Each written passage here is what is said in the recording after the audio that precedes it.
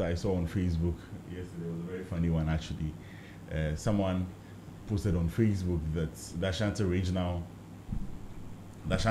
Minister had caused the arrest of a certain gentleman, and the Ashanti Regional Minister just posted, "I need to find a lawyer for this guy. He's going to pay $38 million dollars very soon." Anyway, so when we say a statement is defamatory, it's a statement that has been made which is believed to lower the image of the. So a statement that has been made against a person of someone which is believed to lower that person's image in the face of right-thinking members of society. So if I make a statement that makes someone doubt, let's say, the competence of a professional or the credibility of a professional, or not necessarily a professional, of someone, the credibility of someone, or that's from then people don't see someone in a certain light again. People don't see you in a certain image again. For instance, if you are a lawyer and I say, oh, this lawyer, he's a very corrupt guy. He's always paying bribes. From there, as part of the integrity of the professional requirements of a lawyer is for someone who has to be of high moral character and proven integrity. So that then seeks to put his integrity in doubt. Then that can be an example of defamation. Or you see a medical doctor somewhere, so this guy, Charlie, if you operate on him, he'll kill you. He's very terrible at his job. Oh, then that also seeks to put the character of the person on. Or if he's a lecturer or someone, so this guy, he's always sleeping with the students. It means that he's not an ethical person, and ethics is what is required of a good lecturer. Right. So all these things can be defamatory. We'll come to look at that in detail, but let me go to Mr. Evans online. Mr. Evans, can you hear me now?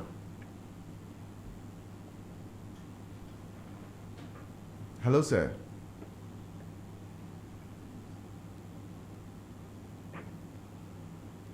Hello? Mr. Evans, can you hear me? I think I can hear. Yes.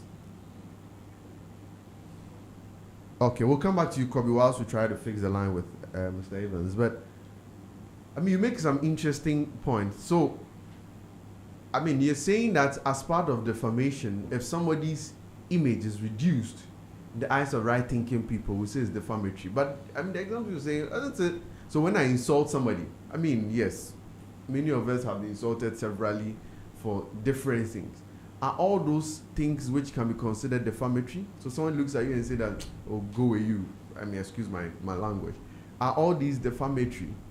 So not necessarily. An insult may be defamatory, but not necessarily just looking at someone and uttering in words. But something that has basis to be factual, or that is packaged as a fact. So if you look at someone and you think that you say you're a fool, it's probably an opinion. In my opinion, but it's probably an opinion. But if you look at someone and you say he's a thief, then you are trying to portray the fact that the person steals. Who is a fool? Who is a fool is a matter of opinion, and I don't really think just such an insult. Calling someone a thief may also be seen as an insult. But saying that you're a thief shows that you are not someone of integrity, you steal. So that is something that has to have a factual backing.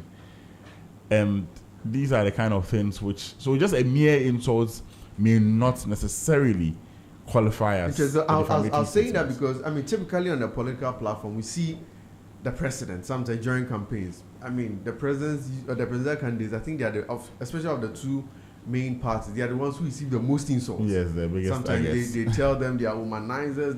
All kinds of things are said about them. Sometimes as a political way to, to discourage or court disaffection against him. All these, do they come within the scope of defamation? In the political world, so many things are thrown around. A lot to actually defamation. Sometimes you'll be there, you hear, the president has, for instance, president has used the country's funds or he has stolen money to build houses in some other country, or the president is doing this. A lot of the things sometimes actually come under the scope of defamation. Yeah. However, I think it's also about the political will or the will of the person to sue. You know, there are certain things which may be defamatory, but because it's a personal action, if the person does not take any action on that, it doesn't. We don't see it tested in our courts.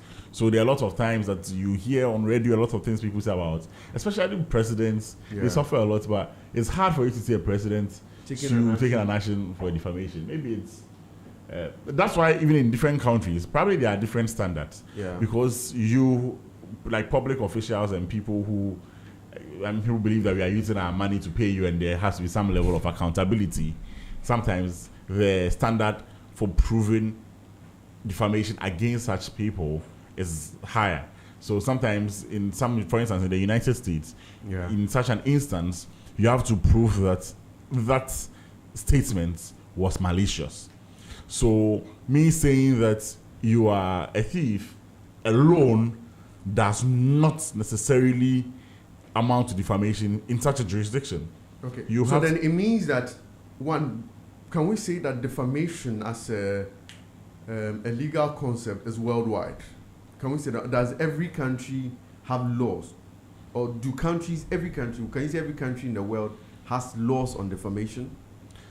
I would have to believe so. I mean, I can't say that but as a matter of certainty. The legal system, the legal procedures of almost every country or almost every legal system that I know has protections. Okay, now can we say that the standards of defamation, what defamation means, is it country by country or there's a general meaning for defamation? Defamation is country by country, like different legal systems.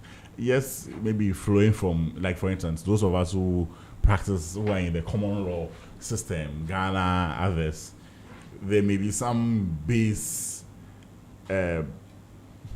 elements in what defamation is, but I mean, by virtue of the fact that the countries have their own sovereignty or these jurisdictions have and to make their own laws, the defamation may differ from place to place. And even in there are some countries which even have different jurisdictions. So even the United States, for instance, every state has its own legal system, and in some states there's a possibility that what actually amounts to defamation or the level of proof or how the elements are supposed to come together for a person to be liable or not may be different. The standards may be different. Okay. Now, since you're saying that the meaning of defamation is that and they're supposed to, for want of a better word, punish people who say things which reduces other people in the sight of right-standing people. Now let's look at that in light of free speech. We know that our constitutions and our laws give people the right of free speech.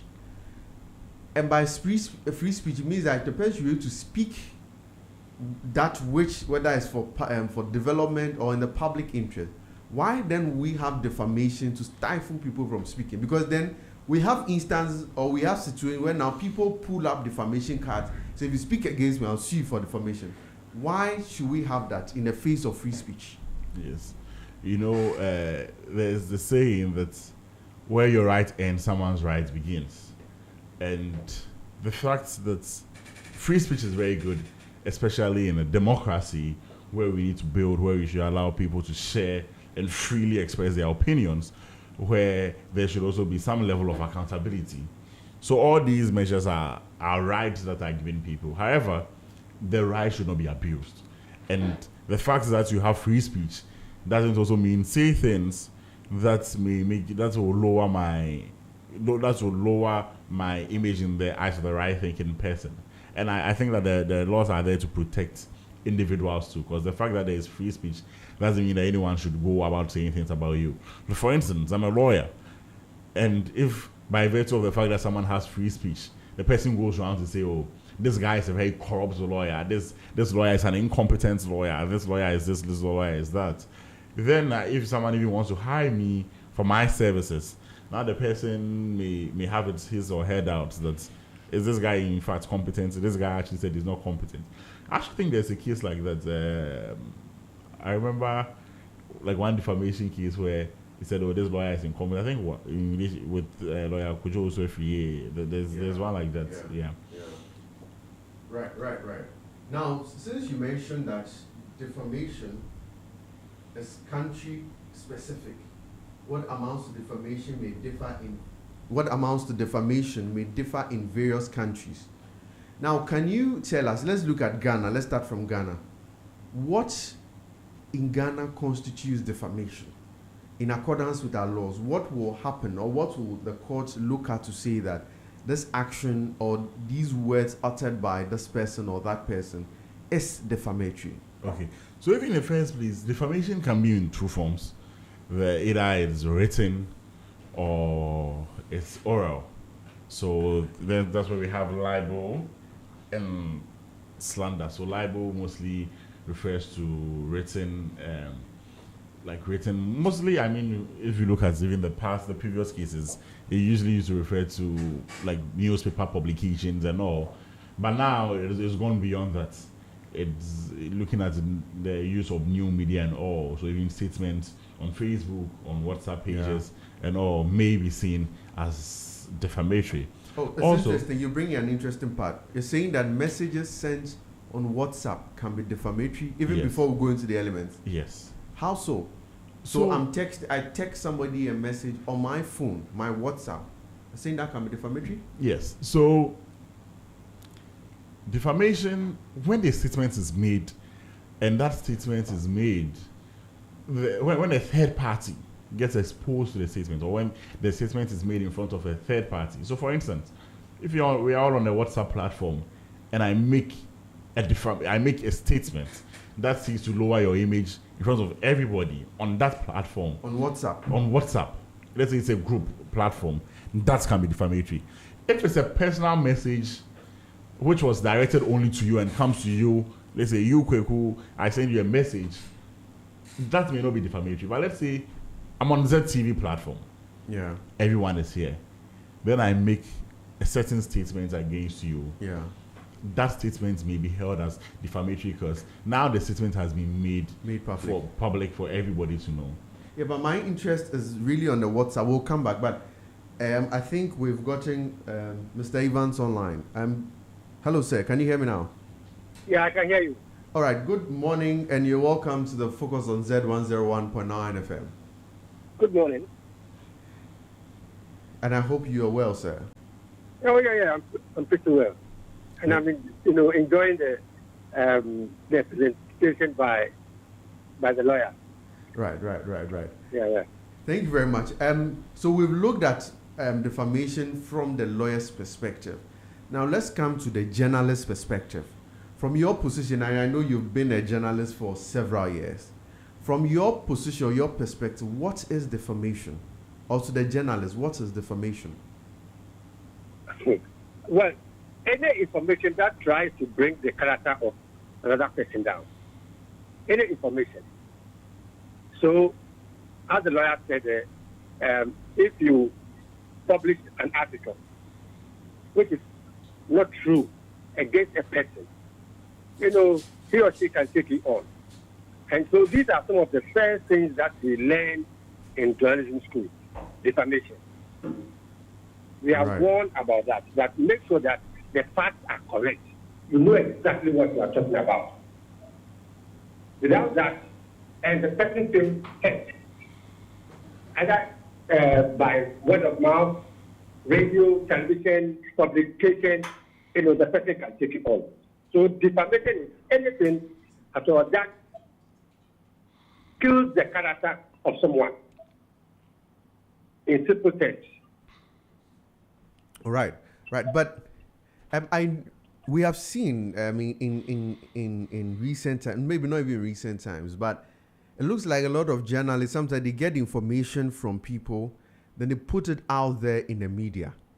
Now, are all those potentially defamatory? Some of them, they don't bother to find out the truth or not. You might have gotten information from a different, maybe from a public figure. He puts it in his newspaper or they put it on their online platform for the consumption of others in the bid of circulating news. Are all these things that come under the ambit of defamation? Yes, they all come under defamation. And let me give you one classic example. I don't know whether the lawyer there can remember. But in the early days of the PNBC or so thereabout, one George Nikin I don't know whether you know him or you've heard his name before. Yeah. You know, he defamed the event running. And then I think they didn't go to court. I was a reporter at that time there. And what happened was, he said somebody posted that document to him. And without verifying, he also published it. And at that time, we were under the criminal libel law. So he was jailed. He was jailed. I don't know whether the lawyer can recall some of this. I'm sure he might, had a chance to go through those things. So one has to be very, very, very careful. Here, people respect journalists. So even if you defame them, all what they will ask of you is, okay, retract, apologize. That's all. But in some jurisdictions, that is not the case. If you rather apologize, then he will take that off, that yes, you've done it. Yeah. And then you will look for the collateral damage. So as journalists, we have to be very, very careful, extremely careful, especially when people pass information to you. You have to do your fact check again, and cross-check, and be sure as to what you are going to publish or announce or say is the truth and nothing but the truth. The only thing that you can exclude yourself from defamation is telling the truth. Yeah. Is that a fact? If it is not, the person can take you on. Yeah, but in recent times, you'd realize that the media has become a place where people are looking for what contemporary people say trending. So sometimes when the news breaks out, you may not have all the time to go and check, is this true? Is it that the person just realized that the journalist just realized that this is just a matter that will trend my station. My station will get more views. I can earn more money on YouTube. So you see that they put it in, then sometimes they would say that, okay, well, let it go because every station is publishing it. What do you have to say to that as a veteran journalist?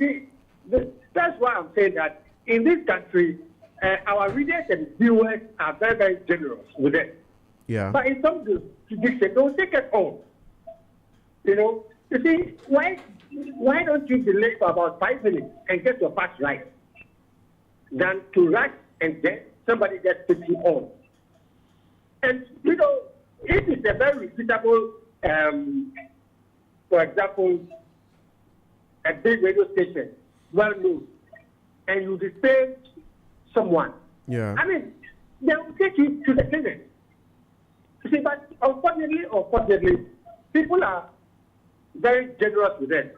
So we can defame and then we go away free. We can apologize and then we sit down and then we talk and then we give the person some mileage, give it a company, we'll run some adverts for them and all that. But to be honest with you, what we are doing in this country, we are not doing proper journalism. Yeah. And we must be very, very careful. Right. We must be very, very careful.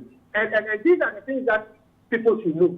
Yes, there is social media, Facebook, WhatsApp, X, whatever it is.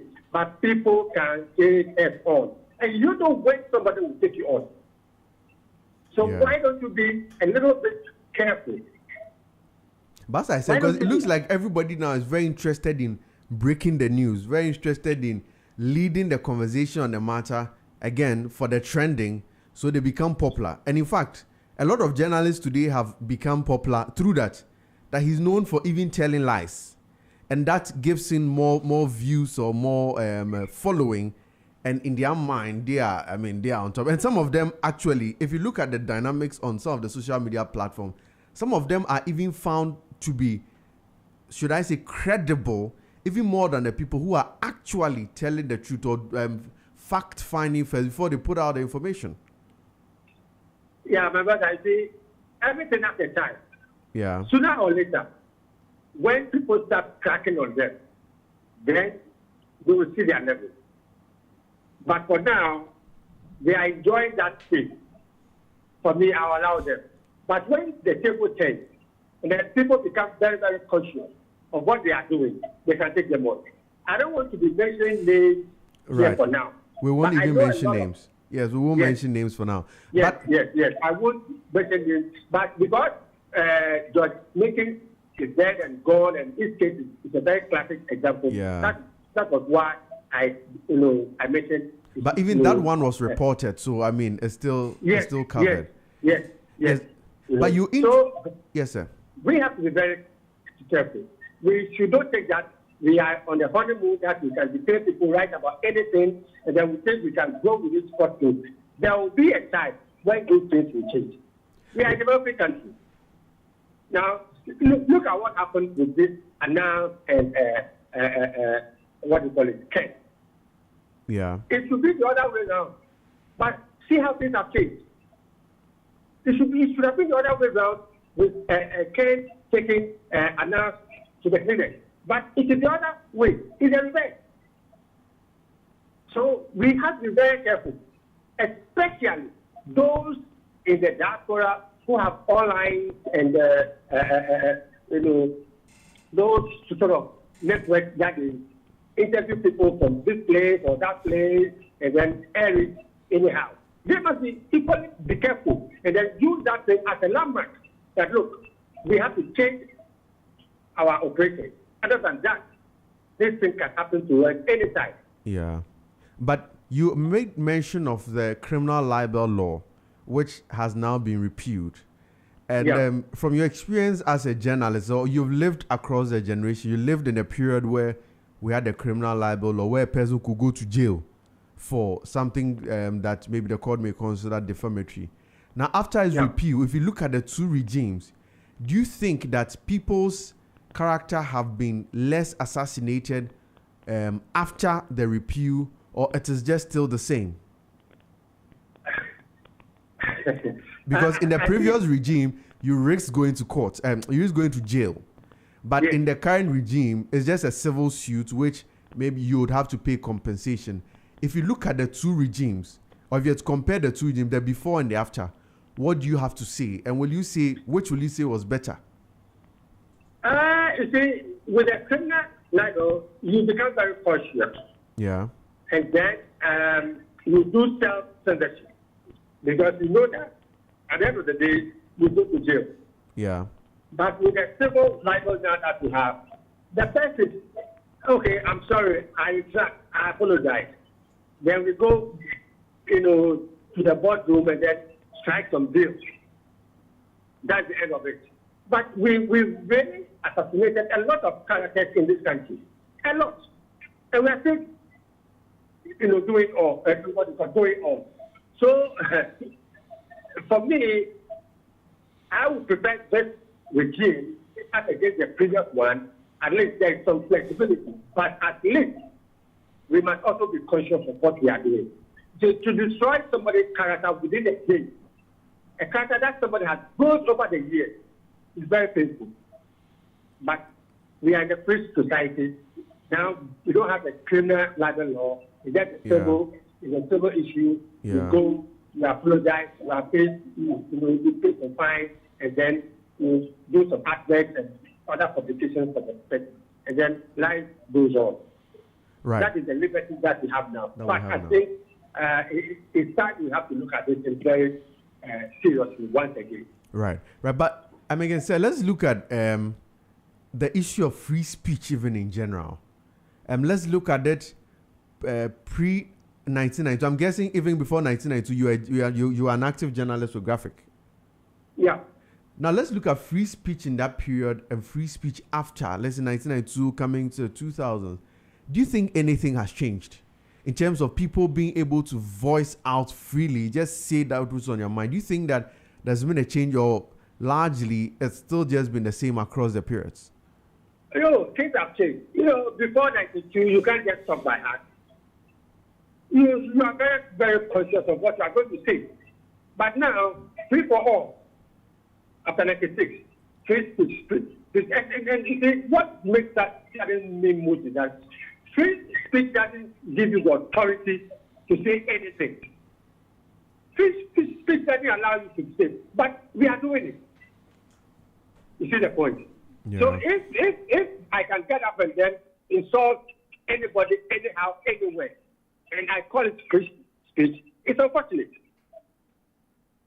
You see, so as I will continue to say, we must be cautious of what we are doing and saying, because there will be a time that nobody will take this speech issue, lightly.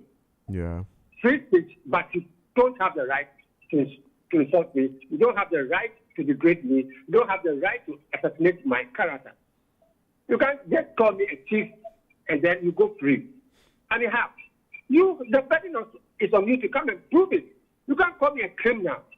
I've murdered people where you can't show me one dead body or a court of competent jurisdiction that has, found me guilty of killing somebody. And then you say it and you go free. I mean, the time will come when these things will come to a halt. I strongly believe it. Yeah. Yep. But I'm guessing, sir, you were never sued for defamation during your time as a journalist. I know, because I have to be very careful. Yeah. I have to be very careful. And even now, when I'm even writing on WhatsApp and Facebook and all that, I'm very cautious about that. Yeah. Because it's documentary. As I sit here now, I'm planning to sue a family member of ours who has defamed me in a video clip, which is he has shared it on not only our local, our family platform, but to other platforms. I'm just taking the legal advice to how far I can go, and I'll take him or her on. Right. You see, so these things are there. If you know your right, and people just ignore. Maybe a lot of Ghanaians don't know their right, their limits, what they can do or what they cannot do. So when somebody defames them, and then they just okay, and yes, but that is not the right thing. We must stand up to some of these things. Yeah, I mean, defamation is a very offensive thing. That's why in the U.S. and in other jurisdictions, they take it very seriously. Yeah. Because somebody will build an image or an image over 30 years, and you just want to come within a day, destroy the person's image. You have to pay dearly for it. Yeah. And that was what has happened to our good friend, Ken. We'll come to look at, his case even in further detail, but you introduced the WhatsApp bit, and that was what I was even engaging with the lawyer just before we called you. So I just turned back to the lawyer, Kobe, to tell us, again, this issue of defamatory matters on WhatsApp and even now on Facebook. We have seen now that people can be liable for comments they made on Facebook and now on WhatsApp also, which Mr. Evans is saying that he's planning on taking somebody on for circulating a video on WhatsApp to some family members. Now, again, let's look at that. So, because my understanding of it is that WhatsApp, it's just a social pic. We just have conversations. We don't do no. things very. No. Yeah. Yeah. I mean, I'm finding out from the lawyer because in my mind, it's just a social. We just have conversations, send messages, just like a text message. How did WhatsApp evolve as a place where defamation can happen there, Kobe? So you see, one element of defamation is when the statement is published. Okay. Now, publication is not, when you say publication, now what comes to people's mind is, then it has to be in a newspaper or some official source on radio, or TV. Or something. Yeah. Yes. In fact, even sometimes people don't even look at the radio, TV. They think that when you say publish, it has to be in the newspaper in the morning. You're either graphic or statesman. Yes. They put you on the front page. Exactly. But publication goes beyond that. Okay. Publication simply means letting a third party this or you're saying. So in fact, if you're just 3 people in this room, and I say I make comments which are defamatory or which seem to lower your image in the face of the right thinking person, and there's a third person in the room, that statement could be defamatory. So on WhatsApp, once other people are on there, if it's just a personal message to you, then it may not be defamatory. But if it's on a WhatsApp page and we are even just 3 people, me, you, and your producer here, or me, you, producer, Mr. Lloyd, just on a WhatsApp platform, now your image in their face is going to be reduced. And that now amounts to publication because a third party has heard it. Then the third party will now probably start having doubts about you, and that amounts to defamation. So it means that for the defamation. education of our listeners, the publication aspect of defamation, or where you say it, does not matter. It could be whether on your phone, WhatsApp, it could be on Facebook, it could be on TikTok, anywhere. So long as there are people listening, Yes. or people who can come to appreciate what you're saying, we can say it's defamatory. Yes, even if you are just 3 people in the room and I say something about someone there, the fact that there's a third person there, that becomes defamatory. I mean, that's very interesting because, as I'm saying, a lot of people haven't averted their minds to that. Yes. Because you see some people speaking on Facebook and in their mind, this is a page where it's a free for all. It's a compound house. Exactly, They a say- compound house. So I can just talk anyhow. Yes. Because as you're saying, in their minds, defamation should be that which is printed. I have to go and pay Mr. Evans to publish it in the newspaper. Then that's where we would say that, yeah, this person has spoken against it. But it could be on phone. Facebook, Twitter. I think recently there was one of the social media influencers had a similar issue where a judgment was against him in relation to defamation. Some statements he made on Twitter. Yeah. Yes. Yeah. But Mr. Evans, I mean, I'll turn to you. I know you have just limited time with us. Maybe can I just take your final words? I think you may have to leave us shortly. Your final words on defamation, your advice to journalists. Yeah, by writing criminal articles or libeling fellow Ghanaians and other people, will not make you the best of the journalists. You have to be very careful. And you must have credibility. You see, Yeah. when you have a station or a newspaper, and it's very credible, everybody listens to it. I quite remember a TV station during the time of President, I think, Mahama, before he exited, and then President Akufo-Addo came in. One local TV station here, a reputable TV station, without verifying 7 o'clock news, he made a very serious allegation. Within an hour, they have to retract. And then, for more than 3 days, they were continuously, apologizing. Yeah. A reputable TV station. I don't want to mention the name again. Yeah. So one has to verify information, check and cross-check and cross-check. There's nothing wrong with cross-checking. There's absolutely nothing wrong. It gives you the credibility. Then if something happens and you even go to court, I say, oh yes, my lord, I checked from these resources and these are the facts that you gave me. Well, maybe they can treat it with a bit of kick, but without checking, without knowing, and then making, loud, unfounded allegations on people.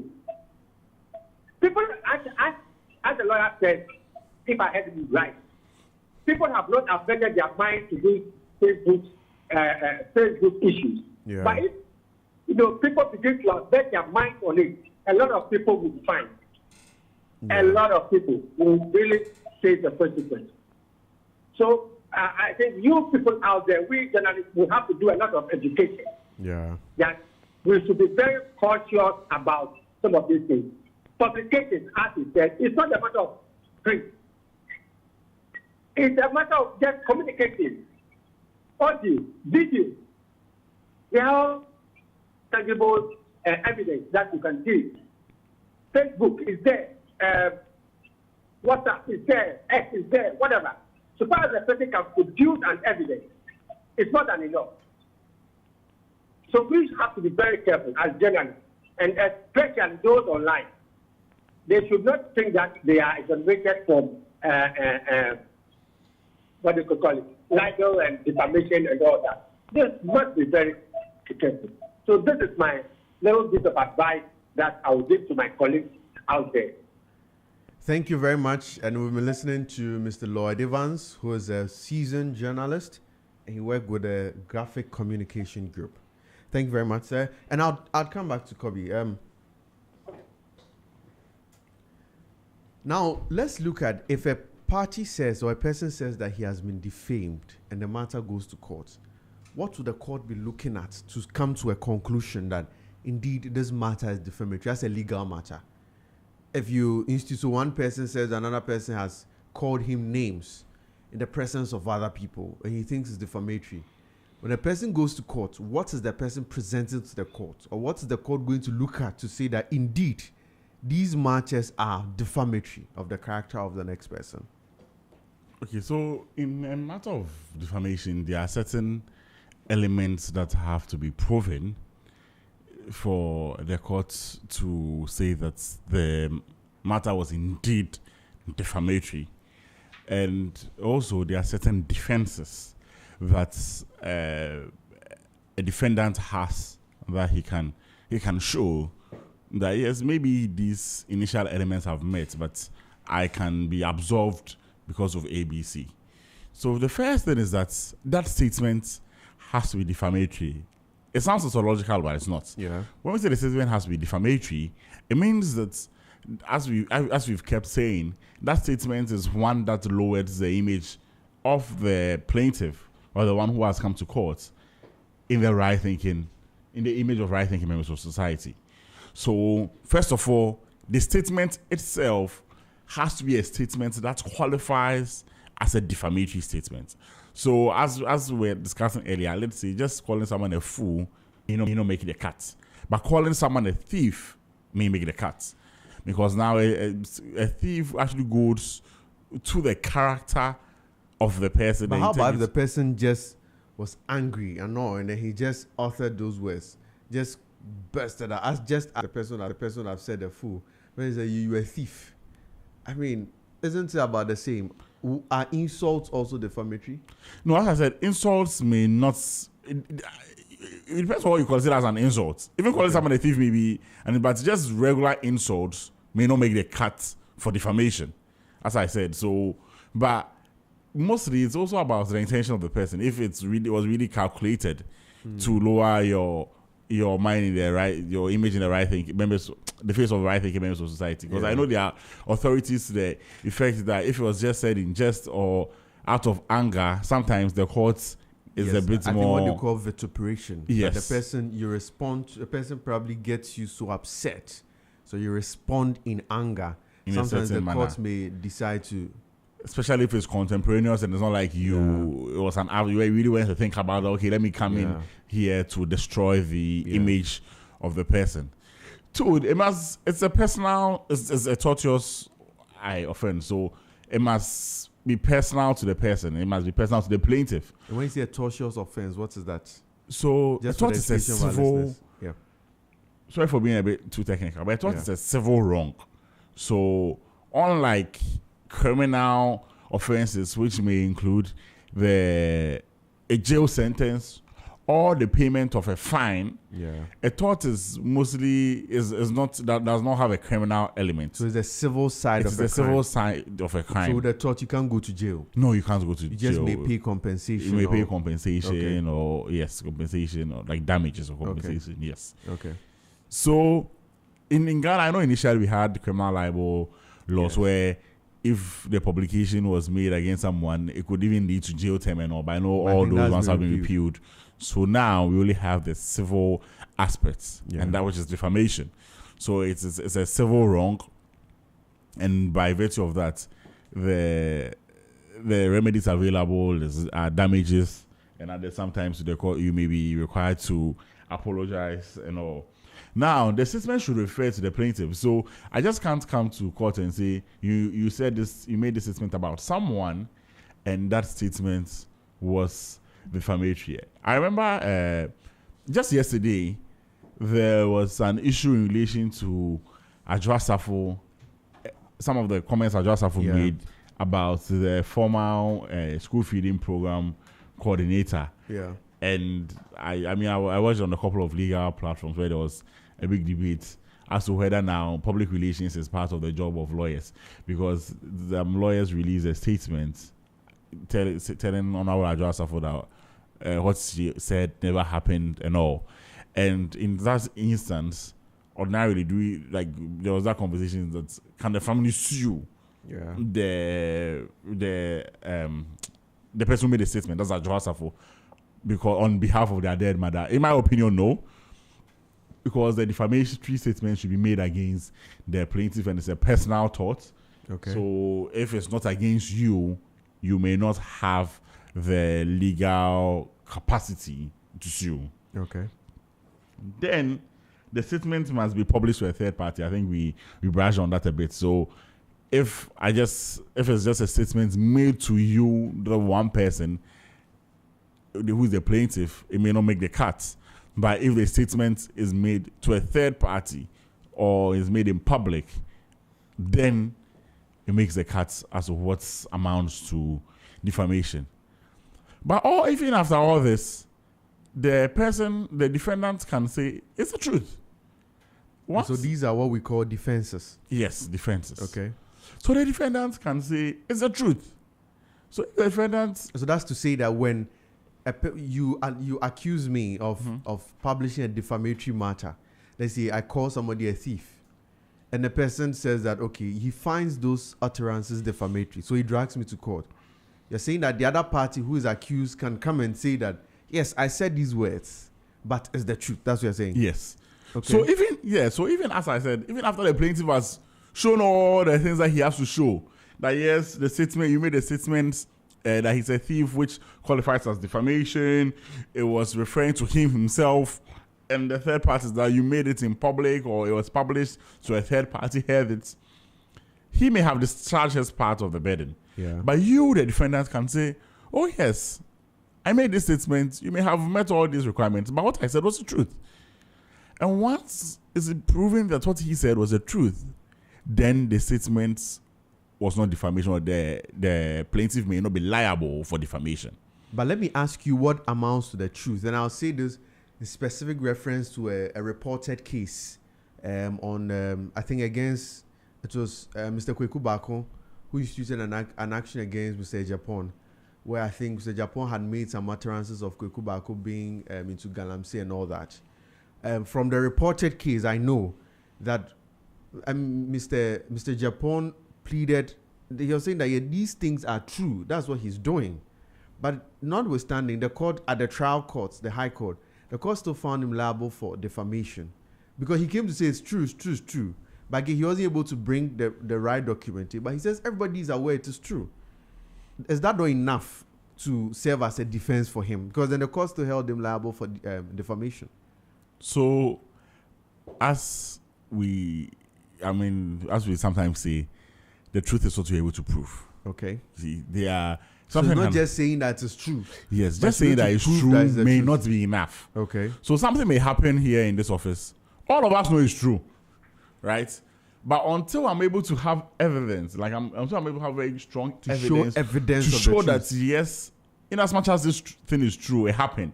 Because there are lots of facts that we may all know. Everybody know. Like that's why sometimes it happens in defamation. Someone says something, and the person now has to apologize. But you speak to the person in private, and says it really happened.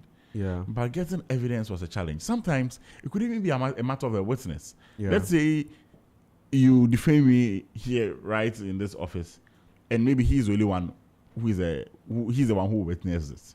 Now, for me to be able to, yes, it may be true.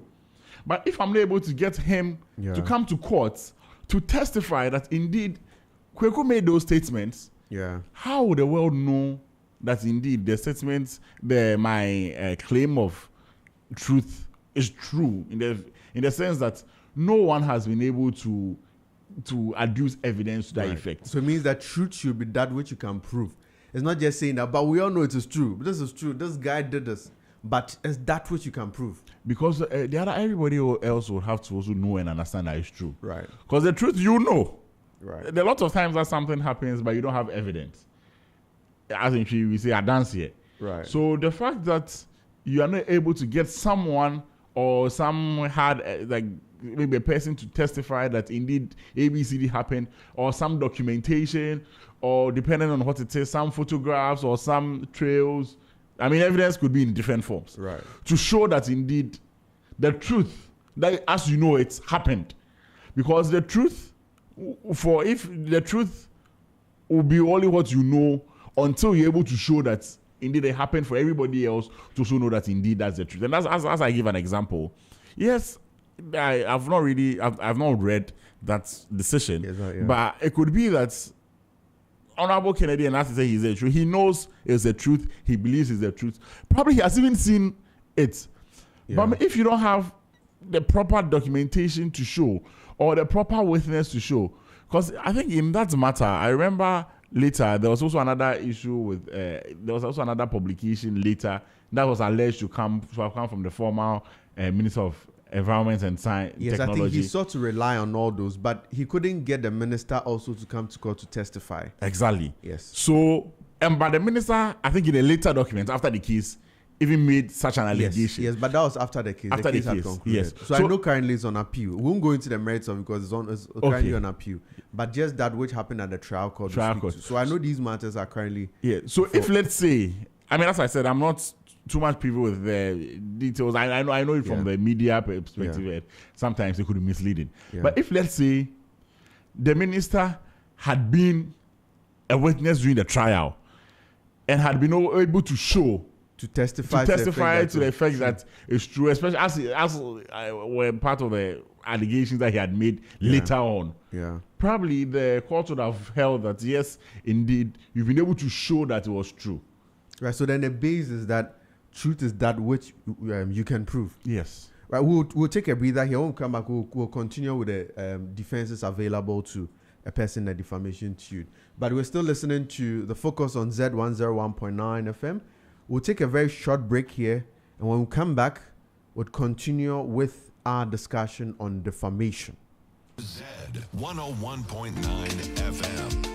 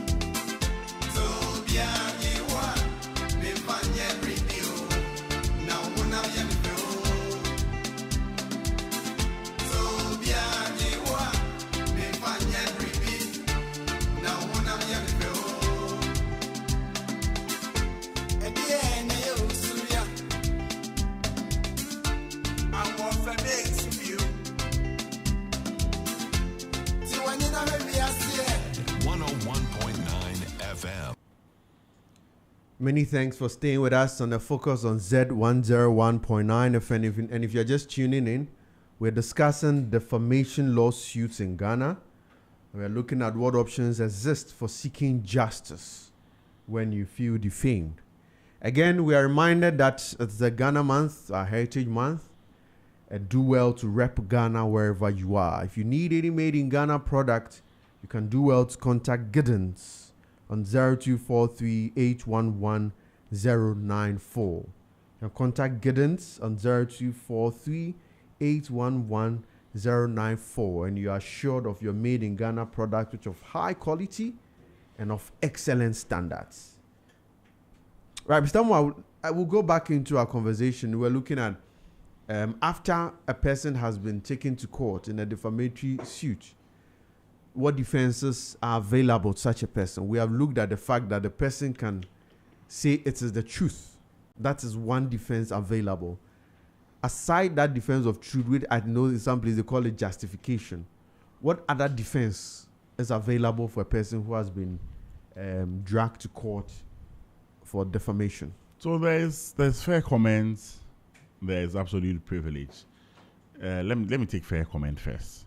So sometimes certain opinions are preferred in certain situations, which are based on facts. But that particular statement is an opinion. Now, if it's just an opinion which was made fairly and without malice in furtherance of certain facts, then you can say it was a fair comment as opposed to, yes, you can say it's a fair comment. So it may not necessarily be true.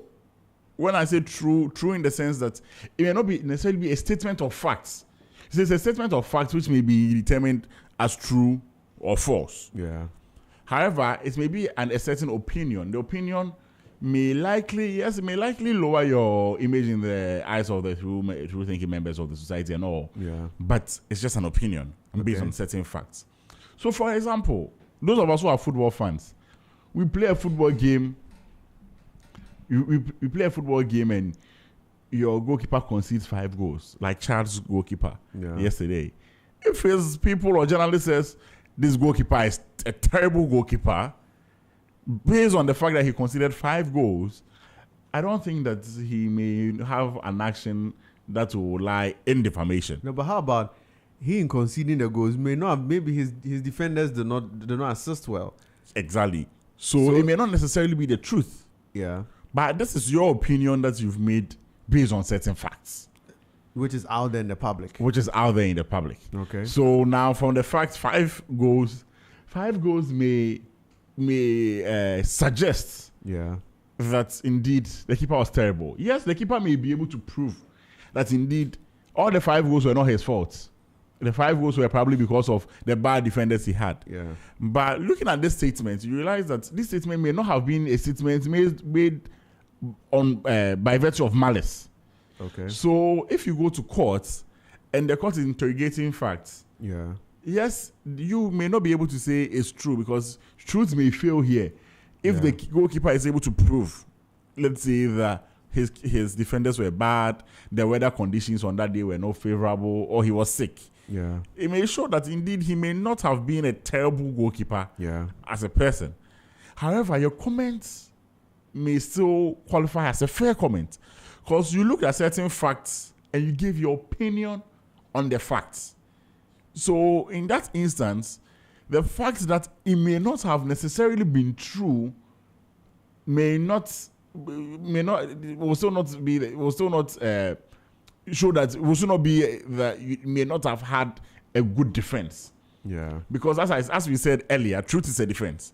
Absolutely. So ordinarily, if let's say I say that the keeper was terrible, and the keeper said it's not true, in court, yes, maybe the evidence may end up showing that it was not true, that the keeper is terrible, but you may still have a leeway public verifiable facts. Exactly. That made you a under fair comments, because there were some public facts, as you said, and these public facts have gave the person opportunity to express an opinion. And in expressing that opinion, you may say that. So, for instance, one thing that politicians suffer a lot that I think that may not necessarily qualify as a matter of defamation is when a lot of times you say, "Oh, he's incompetent." Yeah. No matter how painful it may be, no matter how it may lower your image in the face of the right-thinking people, if you say someone is incompetent based on, let's say, economic indicators, you come and you realize that all the economic indicators are following. Your debt to GDP ratio is 120%. Your inflation is 50%. If you say that the person in charge of such an economy is incompetent, technically, maybe truth-wise, it may be wrong because there may be some external factors, and mostly, as is mostly being the case in the discussions, there may be some external factors that may necessarily or like that ordinarily may show that indeed it was out of the person's hands. It was out of the politician's hands, and therefore the politician himself may not have had, like for instance, when COVID-19 came, it affected the economy so bad that sometimes it may be difficult for you to prove truly that it was because of the person's incompetence or the president's incompetence that that's why the economy was that bad. However, looking at these economic indicators, if I make my opinion that looking at these indicators, the leader or the leader or the president is incompetent, then in such an instance, it may qualify as a fair comment. Okay. The last thing that I'll talk about is absolute privilege. There are certain areas or certain places where ordinarily whatever you say there are protected by law. So statements made in parliament, statements even sometimes in academic settings, and also in courts. If you realize a lot of times, and that is actually very painful, because sometimes it's also abused. Yeah. Someone now files a lawsuit against a person, puts in there all sorts of claims. They later come to amend it. But after they file the lawsuit, then they share their copies in the press. Yeah. And there are so many allegations there that in the end they may not be able to prove.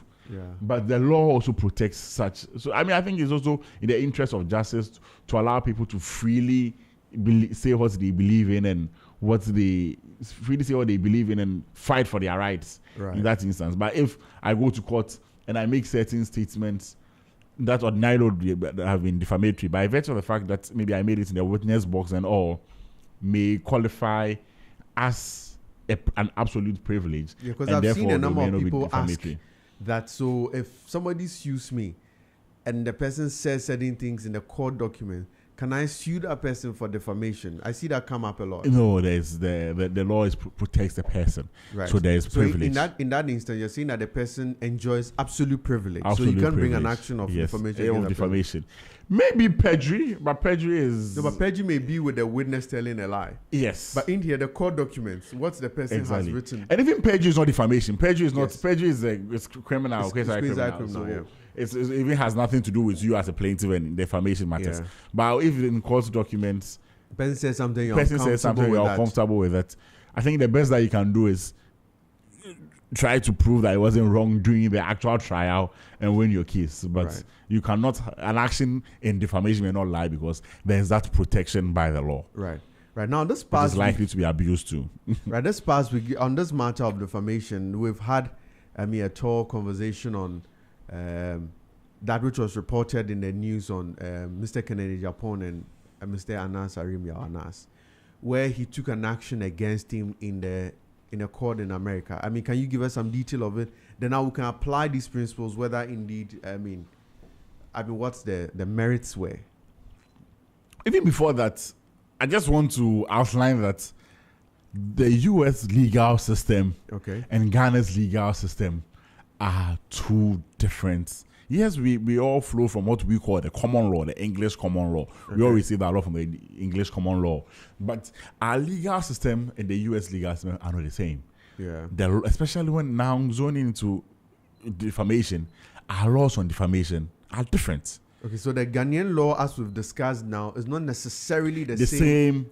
So it means that somebody can institute an action or the same set of facts in Ghana may constitute defamation, but in America may not. May not constitute defamation. But the same way, some matter in Ghana, it won't constitute defamation, but in America, it will constitute. And in fact, in the United States, there are, as I said, the jurisdictions are state by state. Okay.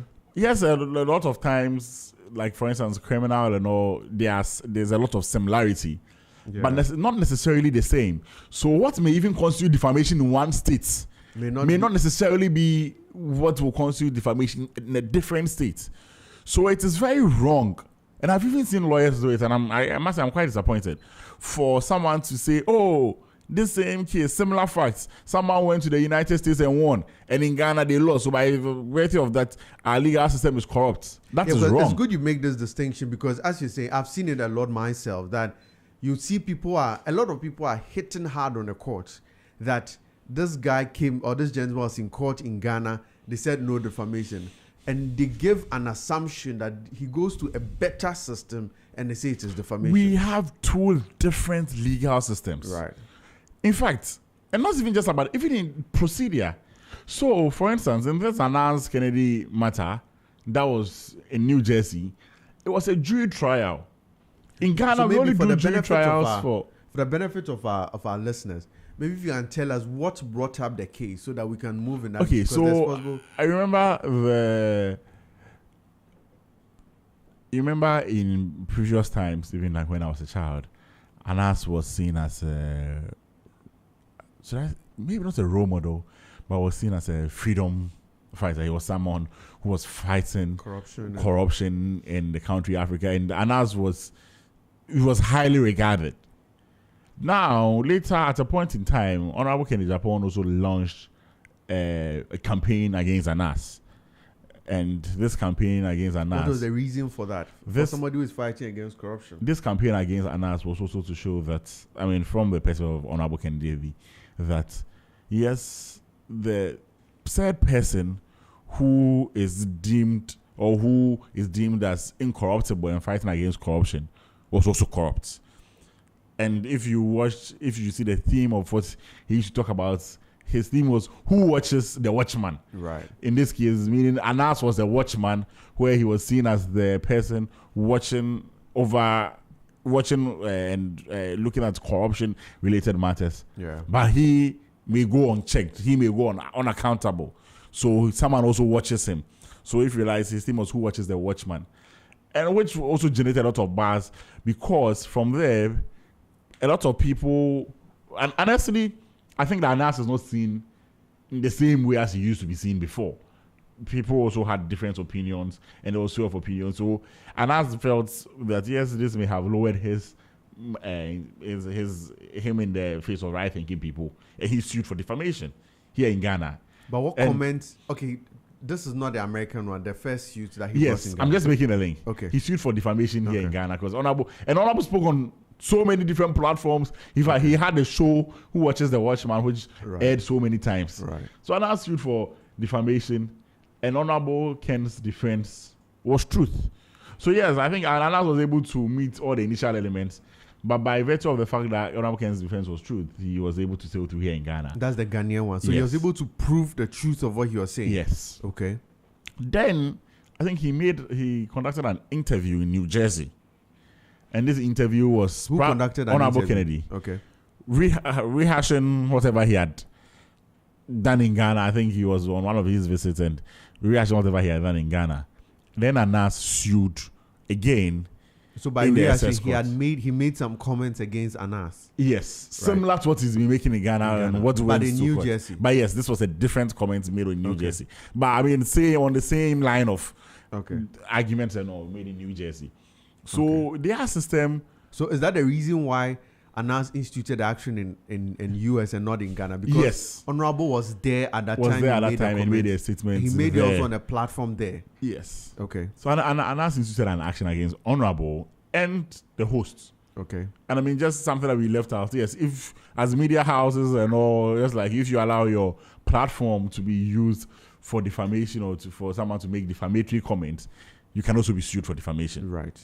As the media house. The media house or the platform, the host, yes. Right. So if I allow my platform, if you allow me, I'll be in trouble with you. And the station itself can also be. Okay, then can I easily make a disclaimer that I'm disassociating myself from every comment you make, so that when they come for you? Is that an option for hosts? That they can issue disclaimers? Yes, but would that be whole? Sometimes they initially say, oh, I'm issuing the disclaimer, then you allow the people to go on and on and on and on. That may not be enough. So the best practice then is that once the person starts talking, you can just let the person desist. Especially immediately when you realize that what the other person is going may be entering the charter, the waters of defamation, you can stop the person there. Okay. So back to the conversation. So in the US, he instituted the action against him. Yes.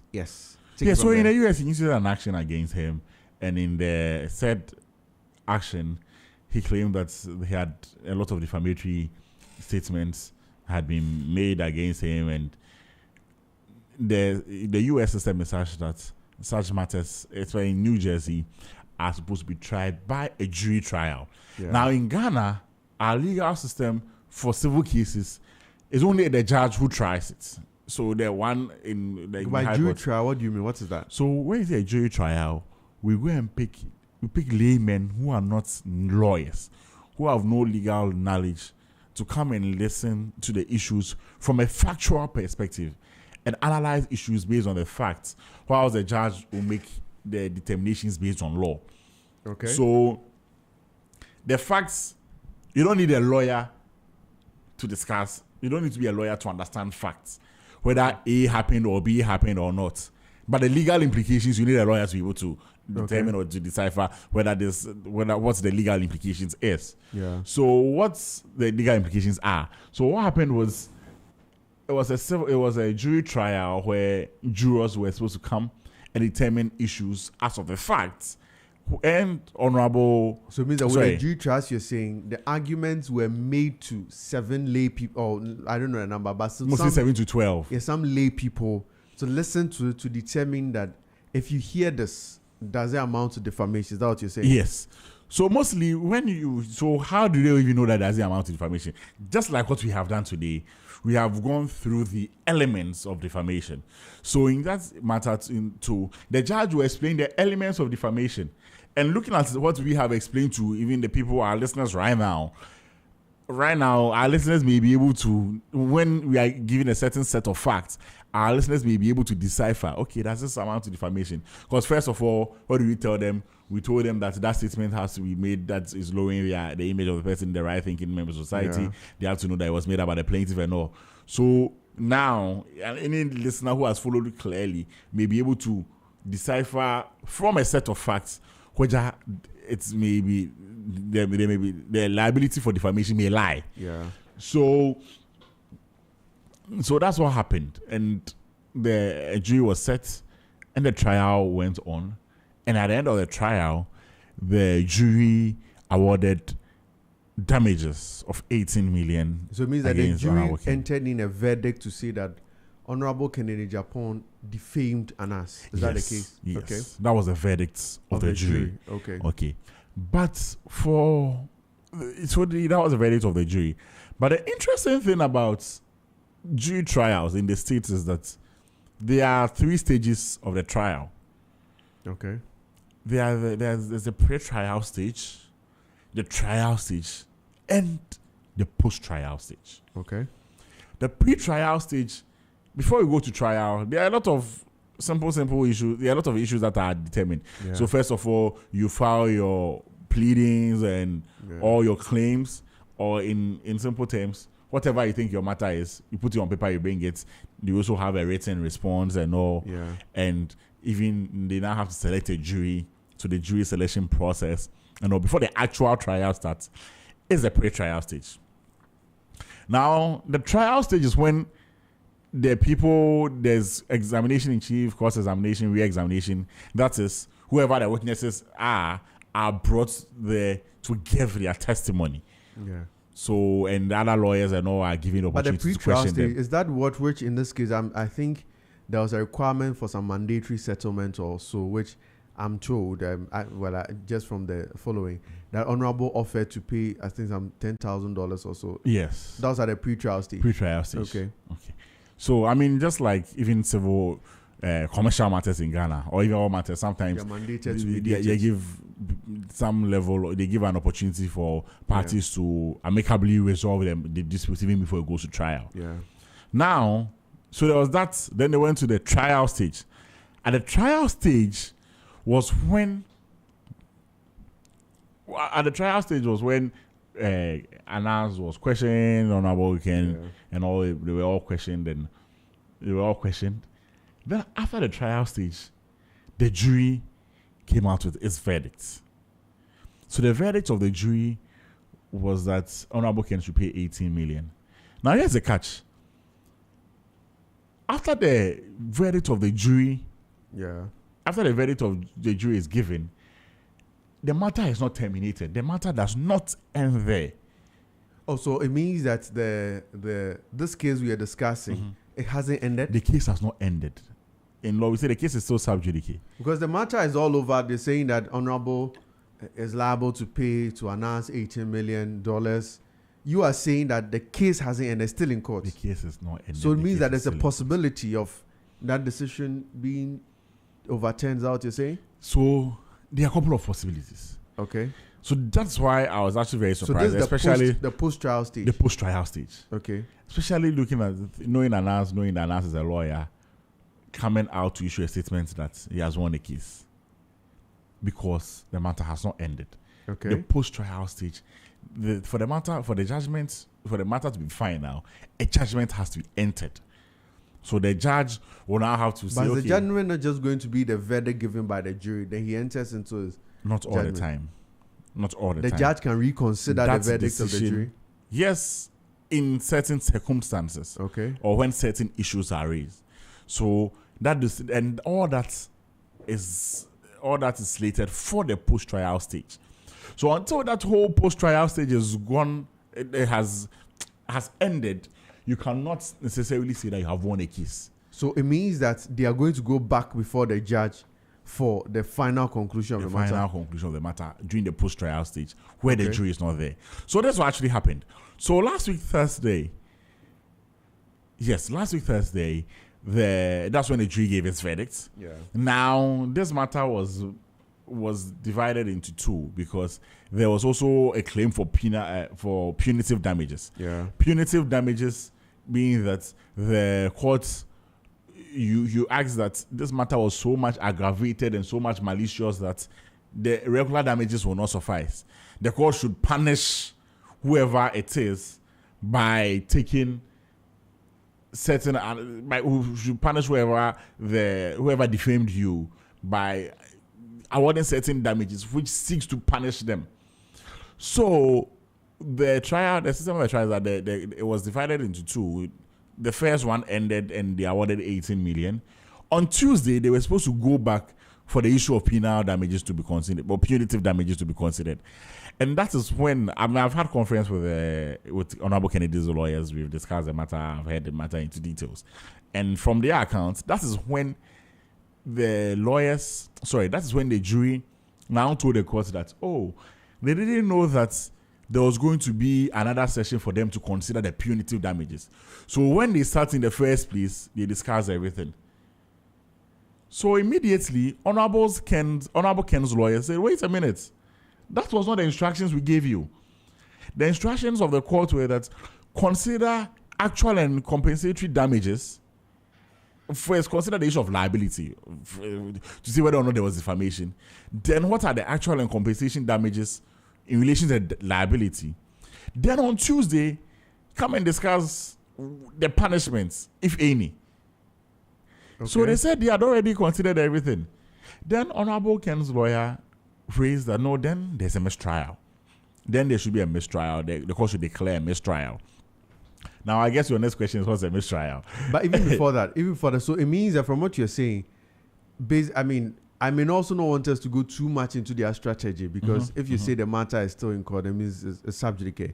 But then it means that the matter is really ongoing, not that it has terminated. The matter has not terminated. In fact, in layman's terms, I was explaining to someone that just like, let's say, an institution has a board and there's a disciplinary matter and the board sets up a committee that, hey, committee, go and look into this matter, submit a report. Yes, the report may be made by the committee, but until that report of the committee is accepted by the board, it does not necessarily become a decision of the board. Okay. The report can be looked at in a sense when they say, no, go do your work again, or we are not even accepting it. And all that. So, so in that instance, when you see that the certain report of the disciplinary committee comes out with certain findings, that is not something to jubilate over. You will have to wait for the board to either accept or reject for you to know that now there's finality. Okay. So in the same instance, yes, there's a verdict of the jury that says 18 million. I don't think that is in doubt. Yeah. But the matter is that the team of Honorable Kenya Japan believe that there is a mistrial by virtue of some of the things that happen, and that's what I'm explaining. Right. So now they said, wait a minute, That was not the instruction we gave you. And this was to their lawyers in US. Yes. Okay. No, like in court, yes. To the jury. To the jury, okay. That was what the instruction we gave you. Because the jury said they had considered 10 million for actual and compensatory damages and 8 million as punitive damages. Okay. But that is not the instruction the court gave them. Now, I've had conversations with people who think that, but then it means what the court can say is that, okay, we are not supposed to consider punitive damages at this stage, and you've considered it. So let's just take it out. It will be 10 million. And I was discussing that, in my opinion, I mean, the matter is so sub judice, so it's a judge who will determine it. It doesn't work that way. Why doesn't it work that way? Jury trials are such that, by virtue of the fact that they are laymen, ordinarily, unless in extreme circumstance of, let's say, jury corruption and all, we don't bring jurors to the forefront to be cross-examined on, okay, why did you do this matter this way, or why did you do that way? So any indication of jury, the jury one, not understanding the matter that they were supposed to determine, or not understanding the instructions that were given, may show that the whole jury process was tainted. Because these are the things that have come to bear by virtue of they themselves declaring it. Do you know whether they even understood the elements you gave them? Whether did they understand whether truth was a defense? Did they understand whether privilege was a defense? Did they understand A? Did they understand B? You may never know because there's no opportunity for you to bring them out. Wow, that's interesting. So when are they next in court, though? Do you know? What's the next steps? What are the next? So back to it. When the Kenneth's lawyer raised that there was a mistrial, and he wanted the court to declare, the court said no, they're not going to declare a mistrial at that stage. They should file or bring the matter formally before the court through a written motion. So the mistrial was already raised in court? Yes. Okay. And the court said no, come formally. Okay. At that time, he was not going to grant it, come formally. And I mean, as a lawyer, or those of us who are lawyers, we know that there are a lot of times where you go to court and you try to raise an issue and the judge says, and mostly because it's a court of record. And sometimes, yes, the courts may oblige, but looking at the circumstance or a case of this caliber, judges ordinarily would want you to come formally so that there's documentation, especially when there's likely to be an appeal or it may likely go higher. It's just like even in the office. I was explaining this to someone, and basically in the office, an issue happens, you go and talk to your boss and say, hey, this issue, they write an email. You know, ordinarily, it can just be a regular conversation, something someone can take action on. But if it's something which is a bit more complex, they'll write an email. So in this instance, the court says, come formally before us. Right. That's interesting. So you give us a dynamic of the fact that the case is not over. The defendant, as Honorable Kennedy's lawyers, may take an action, which they had indicated to the court they're going to do. Yes. But do you know when the next dates? So the court gave them 30 days. 30 days to file all post-trial motions. Okay, so it means that the matter will come before the judge somewhere next month. It depends on when they file, because when they file, there's immediately a post-trial motion is triggered, then so if it's filed early, it's triggered, then there will be a timeline to respond, and the court may set a date for it. Okay, that's very interesting. That's very interesting. Thank you very much. I mean, this is very enlightening to know that maybe what we are reading in the media is not necessarily what has ensued in court. And as you're telling us today, the matter is still before the court. There's the post-trial issues, which if Honorable Kennedy has anything to say, he can raise it within that period. But suffice to say, it is a matter of fact that a verdict of $18 million has been entered by the jury against Honorable. But just that the matter has not come to an end yet. Yes, it's not a final decision. Right. See, that's people are not getting a difference between a verdict and a judgment of a court. Right. A verdict is what the jury has said, which they've suggested to the court. Ordinarily should be taken. But there are instances where that would not be the case. That will not be taken to become the final judgment of the court. And it includes the issues of mistrial, in which case Honorable Ken's team believes that in this particular instance, there's a mistrial and they are taking steps. In fact, they orally made mention of it, but they are taking steps to make it formal before the court, for the court to determine. And after all these considerations, the court will determine whether or not to uphold the verdict in its judgment. All right, thank you very much. I think that's some very good education we have here, and we've been having a conversation on defamation with Mr. Kobi Amwa. We will take a breather here and come back with a spotlight. When we come back, Amwa will conclude on defamation and your final words to journalists and people in Ghana on how we can take care of ourselves, not to be liable for defamatory action. So we'll take a very short break, and when we come back, we will have a conversation with a young entrepreneur in Ghana who is doing amazingly well, doing very excellent things, who needs to be supported beyond all doubt. Stay tuned. Z 101.9 FM.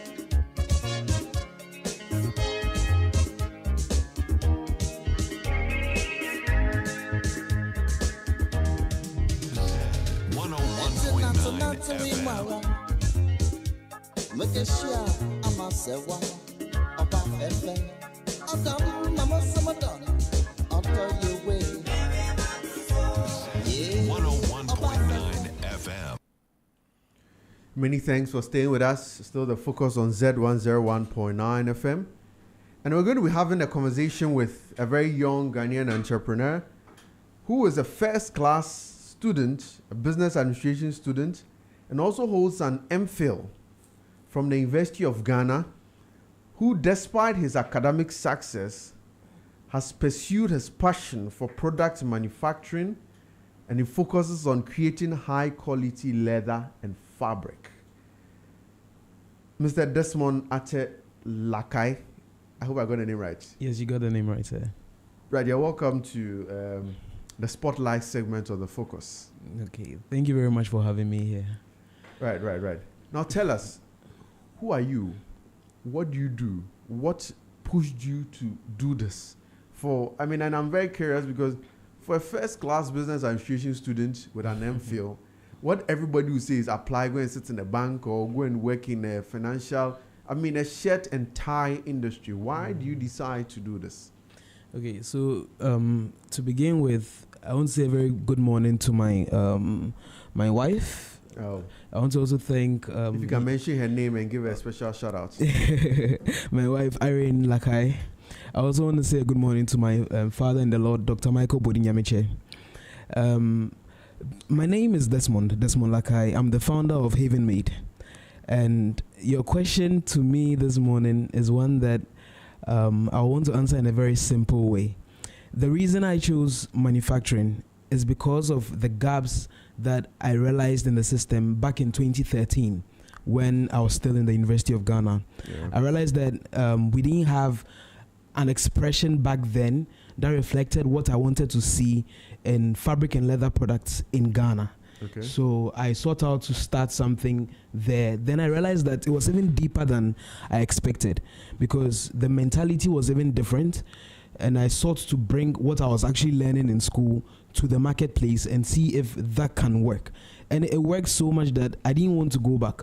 Because in 2013, I'd been with MTN when they were rich. I was in their finance department offering internship. I'd worked with a few other companies, and I saw that that is not really what I want to do.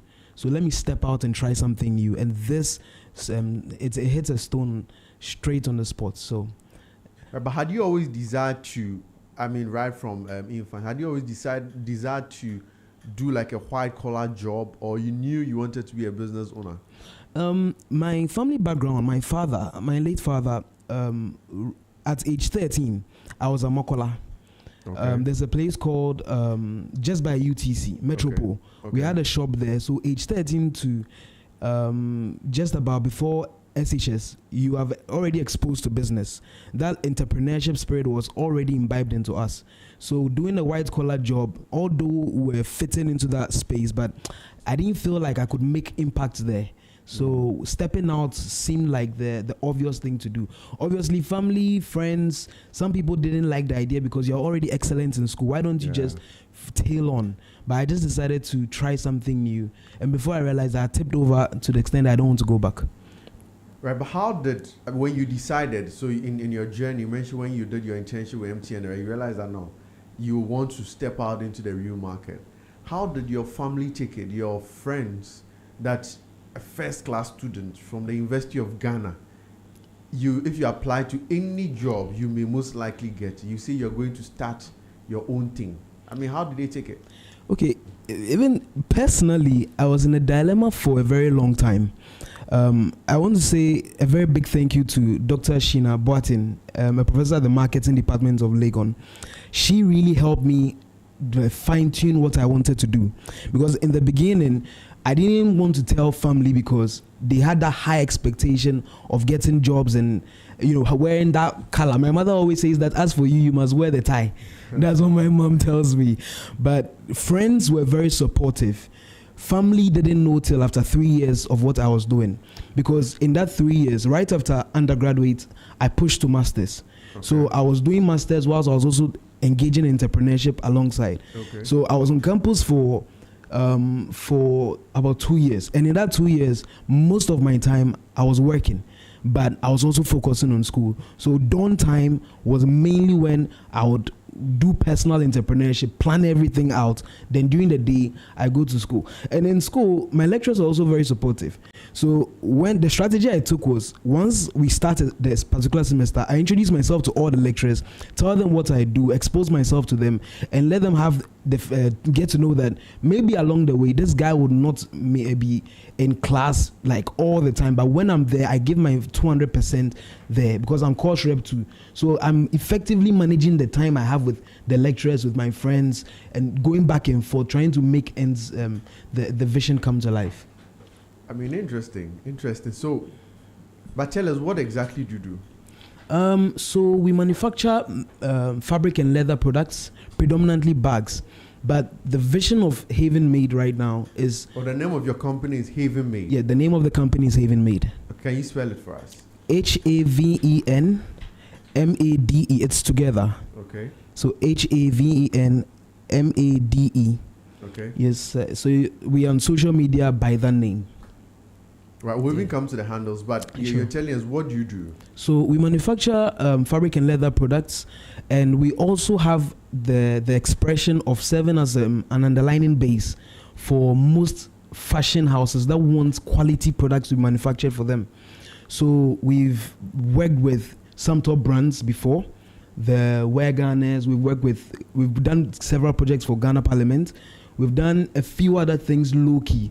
We like to be in the background and push the quality out there. So what you mean is that you produce for people to put their labels on it? We do private labeling. We have our own brand as well. So your own brand is the Haven Made? Is the Haven Made. But let's say if I want a bag of my own, then I put my name on it. Yes, you put your name on it. You can also do that for me? Yes. So in the business, we have a section where we call the custom department. Okay. So they handle private labeling. I head that department. Okay. So we handle private labeling. We take care of orders. Maybe you want something to be designed that has not been designed before. We can take it up, do our research. You do like bespoke? Yeah, bespoke. Right. So the research department, we do like heavily bespoke. So now you do just bags? Just bags for now. But you don't, do you do belts too? We can do belts. What we don't do is shoes. Shoes, you don't do shoes? We don't do shoes because the setup you need for shoes is very different but quite similar to what you do for bags. Okay, but do you have some of your products here you can show to our viewers? Yes, we do. So on top of me is this. You can show it to, I think, this camera. This camera, okay. Yes. Is this duffel bag? This is actually made in Ghana, and this was not made by me. This was made by one of my team members. And if you can just come closer to Sorry, the microphone. this was made by one of the guys I've actually trained at the factory. Okay. And when you go, This large bag was this made. large bag It's made in Ghana. is made in Ghana. Okay. Yeah, so it actually has two compartments. One at the bottom part Yeah. that you can put something there. I've actually stashed a bag. There's a whole, wow. There's a whole, There's a whole bag beneath there's a the whole bag. bag. So there's a bag there. Wow. So there's a whole bag down here. And when you go to the top, it's quite spacious. This is a very good bag to travel out of the country. I'm put telling everything you. in it. Yeah. So and this is also another bag. So I actually stashed about 2 or 3 bags Okay. in this duffel bag to bring here. Okay. And you do like even bags for like kids to take to backpacks. Backpacks, lunch bags, ladies' bags. So anything you can I consider a haven't thought bag. of this bag being made in Ghana. Most of it, I thought that, especially with this kind, with the leather in there mix, I thought all of them were imported. Yeah. So the vision that we decided to go with was to have products when you put on the shelf, it's quite difficult for you to trace that it was made in Ghana. Because when I started, the research that we did, we found out that people can tell made in Ghana by just looking at the quality. The quality. When you look at the stitching, the finishings, and it's not there yet, people tend to say that, okay, this product is made in Ghana. Yeah. So we tried. I remember when we had an engagement with TV3, one of the presenters said, this thing doesn't look like it was made in Ghana. Then it clicked me that the vision we had doesn't seem like we are going off rail. We are actually on course with the vision. Yeah. So if you can show the other still to the camera, Okay. I think we saw just one. Okay, there's one here. There's this bag we normally send out to some of our clients Okay. outside, especially in the US. So let me just put this. So this, as you can see, this Yeah. bag with the interior details, Yeah. zip finishing, like everything. We just try our possible best to do products that will call Ghana out whenever they are exposed out there. And it's actually very neat. I love the product. You I can love see the it. back. There's a back zipper. I mean, I'm typically not a big fan of backpacks, but I love this. I mean, this has convinced me. So we're doing these and many more. But how do you get your materials for the product? Where do you get them from? So most of our materials we source locally. Over the years, we've built some informal partnerships with suppliers. Okay. So some of them are able to call us once the containers arrive and we get it. We also have some shops in Makola where we get the African print, and we try and use GTP as well, Woodin as well. So Woodin Osu, shout out to Woodin Osu. We are a very heavy customer of Woodin Osu as well. Right. But how has it been like? I mean, how has been the reception in terms of the market? Because as I'm saying, typically we've not been used to buying these products from Ghana. So how has the market been like? And also competing with imported backpacks. The market has been very friendly to us. What I can say is we get a lot of referrals and recommendations once people get to experience us. When you look at the international market, we even feel like countries like Liberia, countries like Sierra Leone, they are very used to some of the things we do because of the quality. In Ghana, when people tend to look for things that are like that niche, that quality niche, some people tend to look to us. Not that we are the best, but we are among the best. There are other better, equally good friends I know who are also doing very well.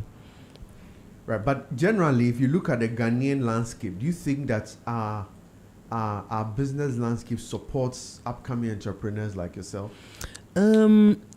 It does in a way, but the support is not really known to most of the people I know who are doing what we do. Okay. Yes, because I'll say that when you look at the manufacturing sector, some people, we need the support, we need the mentorship, we need the tax waivers.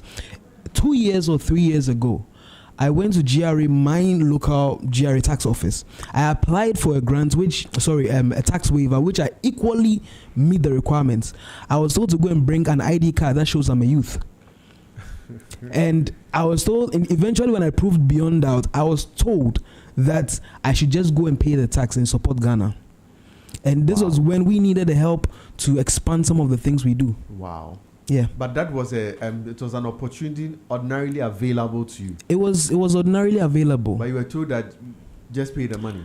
I was asked to go and bring where the it was written in the exemption, where it was quoted. I went, did my research, brought the exemption out. The person at the tax office told me that they need some time to review the exemption. So it was a whole back and forth. In the end, I paid a penalty even for that, because it was for late payment. For late payment. Wow. Now again, there may be people like you who very brilliant in school, but they don't want to do the stereotypical job or the white collar job as expected. They may want to launch out into the market and create such things to boost our economy.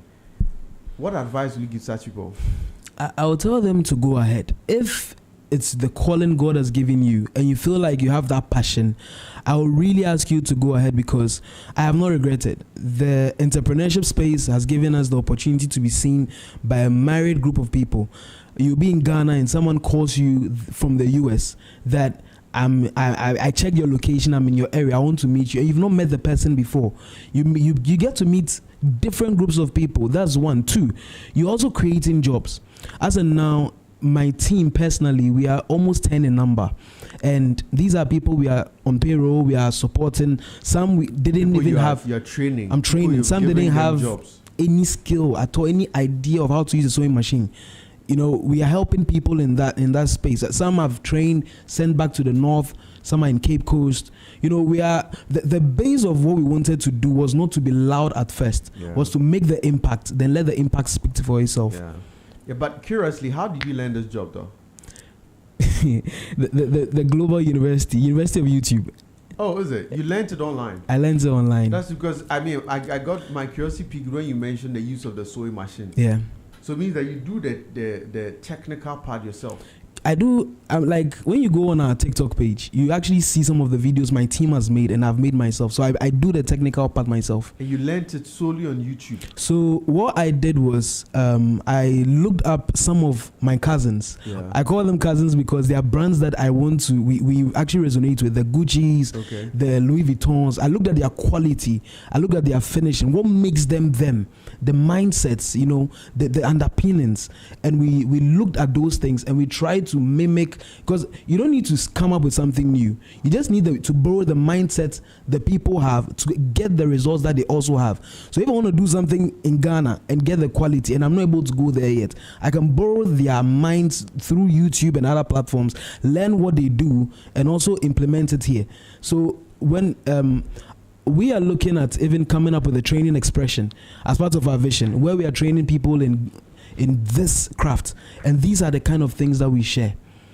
Wow, I mean that's interesting. The fact that you learned it on YouTube, learned how to do the sewing on YouTube, and you just implemented it. That is very interesting. So even the sewing bits, I gave myself about 6 months, an hour a day with the machine, 6 months straight, because I could now design. Because when I started, I was with a partner. I could design, he makes the bags. But I realized that it wasn't sustainable, because some of the ideas I have, he feels like it may not be good enough. So I designed, so whilst I was doing my national service, every day, God is my witness, I would give an hour to practicing, and within 6 months, straight lines was not a problem for me. And from there, we've been able to make all these things. So coming up with some of the products, sometimes it's not even me, it's the entire team. So we even have a bag where my personal assistant designed it. Interesting. Yeah, she doesn't sew, but she designed. We just give you the mind, what you just need to do, explore. Then we design and we come up with a product. Yeah, from your story, nobody should be unemployed. No, the not skills at all. are even all online. And from your case, YouTube, where we go to YouTube every day, just watch funny videos and we just go, or watch all kinds of videos, and you studied your job you do now just on YouTube. So YouTube, reviewing what the websites, I'm on website to website, trying to see what is working, what are the new. So some of the things, by the use of your phone, just by the use of my that phone, we all have in our pocket, we buy data just like you. You have created a job out of it. Yeah. I was even on TikTok just yesterday or so, and I saw someone who doesn't have like palms, but he was playing the guitar. Wow. He's a bassist in Nigeria. I saw someone with no eyes. He was singing so E. Daniels. He was singing so perfectly, and I asked myself that if I have the hands, I have the eyes, I have the feet, and I have the mouth and the head, what stops me from creating something with a global appeal? Wow, that's interesting. Can you share with us your social media handles, or if we want to find you to buy from you, where do we go to? Okay, so on Instagram is our home base. We tend to focus a lot there because of what the platform seeks to give. You find us at my Haven Made. Is it one word? It's one word. My Haven Made. On Instagram is the same for Facebook. When you go to TikTok, it's Haven Made GH. Our email is also myhavenmade@gmail.com. So on TikTok is Haven Made GH. Haven Made GH. And email is myhavenmade@gmail. myhavenmade@gmail.com. Okay. And if somebody wants to call, maybe he wants to place an order by call. If you want to place an order, you can call us on 024 5858 076. If you can repeat it. You can call us on 024 5858 076. 76. Yes, 76 076.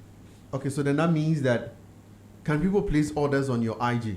You can place orders on all our expressions on IG, Instagram. And you have your products also advertised there. We have our products advertised there. So what we normally do is we stock some of the products, but because we do a lot of custom orders, we allow people to call in or phone in or message in. We describe what you want. We send pictures. We do all the back and forth. We produce a template digitally. We send it to you. If you're okay, then we go ahead to produce what you want us to do. Right. But you have a physical shop. Our physical shop is at our factory. The factory, where yes, please. It's at Atiko Junction on the Kaneshio-Doko main road. Okay, all right.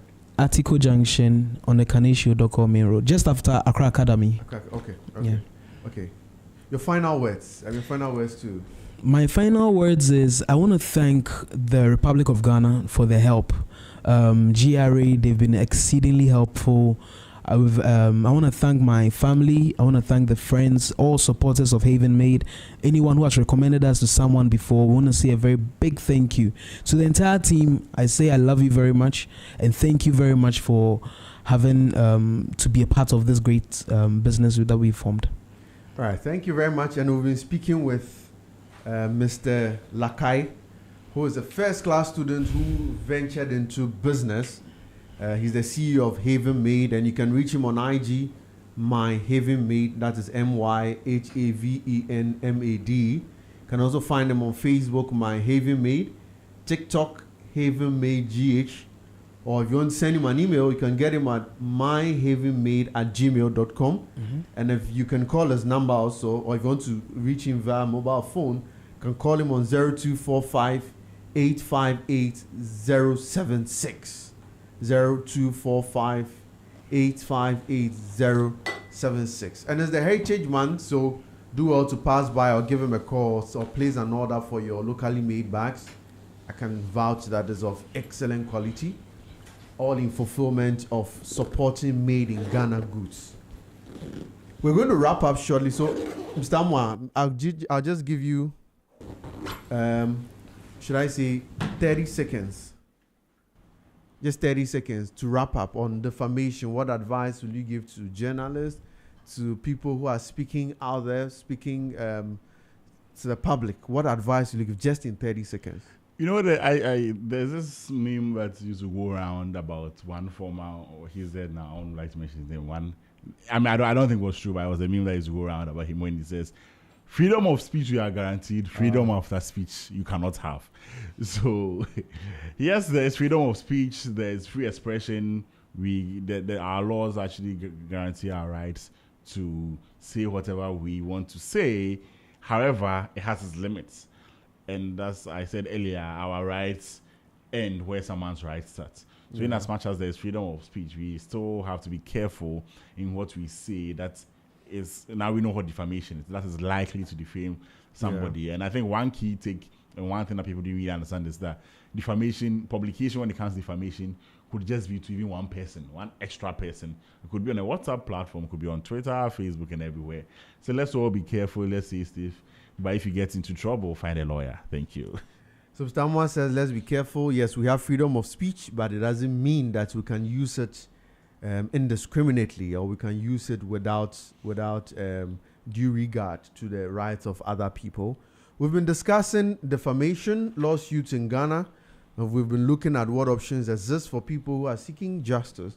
And we also had the opportunity of speaking with the CEO of Haven Made, who you can reach him on My Haven Made on IG and Facebook, on TikTok, Haven Made GH, or you can call him on 0245 858 076. Thank you very much for tuning in to The Focus on Z101.9 FM. Many thanks for spending your Saturday morning with us. And until we come your way next week, do stay safe and God bless us all.